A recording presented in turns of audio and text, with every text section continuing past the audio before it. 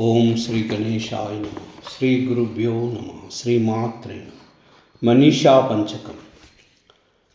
सत्याचार्यस्य गमने कदाचिन्मुक्तिदायकम्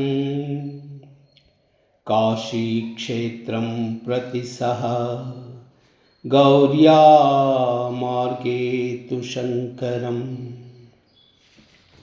अन्त्यवेशधरं दृष्ट्वा गच्छ गच्छेति अब्रवीत्। शङ्करस्सोऽपि चण्डालः तं पुनः प्राहश्चङ्करम्। अन्नमयादन्नमयम् अथवा चैतन्यमेव चैतन्या द्विजवरदूरीकर्तुं वाञ्छसि किं ब्रूहि गच्छ गच्छेति।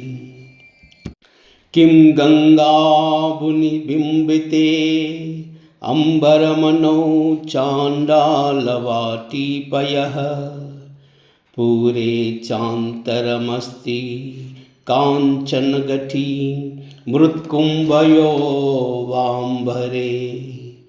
प्रत्यग्वस्तुनि निस्तरङ्गसहजा आनन्दावबोधाम्बुधौ विप्रोऽयं श्वपचोऽयम् इत्यपि महान् कोऽयं विभेदभ्रमः।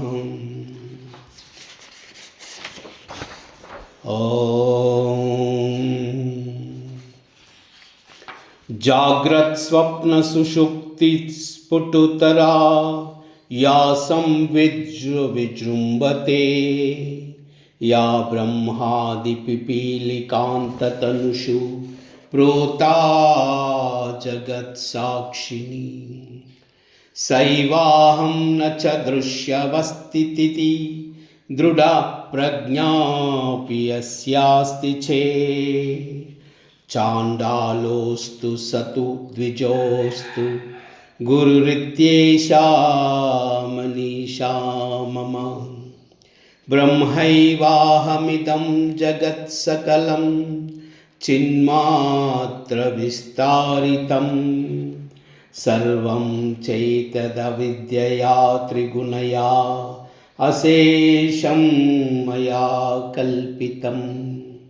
इत्थं यस्य दृढा मतिसुखतरे नित्ये परे निर्मलं चण्डालोऽस्तु स तु द्विजोऽस्तु गुरुरित्येषा मनीषा मम।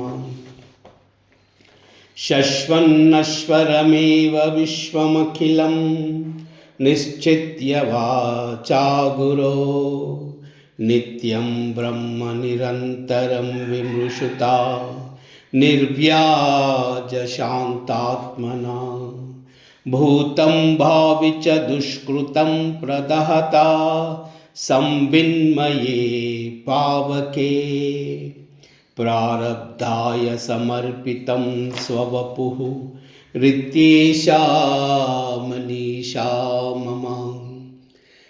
यातिर्यङ्गनरदेवताभिरहमित्यन्तस्फुटा गृह्यते यद्भासा हृदयाक्षदेवविषया भान्ति स्वतो चेतना तां भास्यै पिहितार्कमण्डलनिभां स्फूर्तिं सदा भावयन् योगिर्निर्वृतमानसो हि गुरुरित्येषा मनीषा मम। यत्सौख्याम्बुलेशलेशतैमे शक्रादयोर्निर्वृता यच्चित्ते निरतरां प्रशान्तकलने लब्ध्वा मुनिर्निर्वृतः।